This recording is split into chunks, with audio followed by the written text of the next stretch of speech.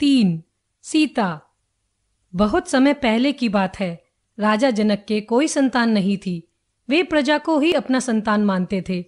एक बार उनके राज्य में वर्षा नहीं हुई। सर्वत्र सूखा पड़ गया। लोग भूख से मरने लगे। चारों ओर त्राही त्राही मच गई।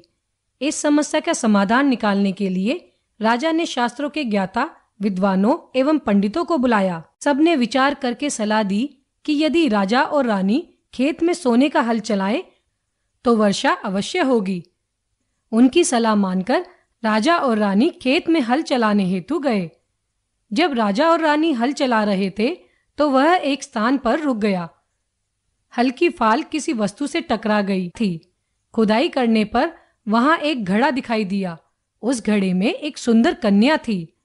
राजा और रानी ने जैसे ही उस कन्या को गोद में लिया, बहुत जोर से वर्षा होने लगी। राजा जनक उस कन्या को पाकर बहुत प्रसन्न हुए। उन्होंने उसका नाम सीता रखा। जब वह बड़ी हो गई तो राजा जनक ने उसका विवाह करने की घोषणा की। उनके महल में भगवान शिव का एक पुराना व भारी धनुष था। उन्होंने शर्त रखी कि जो इस धनुष को उठाएगा उसी के साथ मैं अपनी कन्या का विवाह करूंगा। अनेक देशों के राजा आए।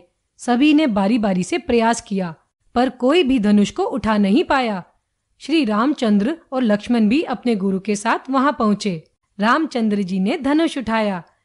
जब वे उसकी डोरी कसने लगे तो धनुष टूट गया। शर्त के अनुसार सीता जी का विवाह रामचंद्र जी के साथ हो गया। पाठ 3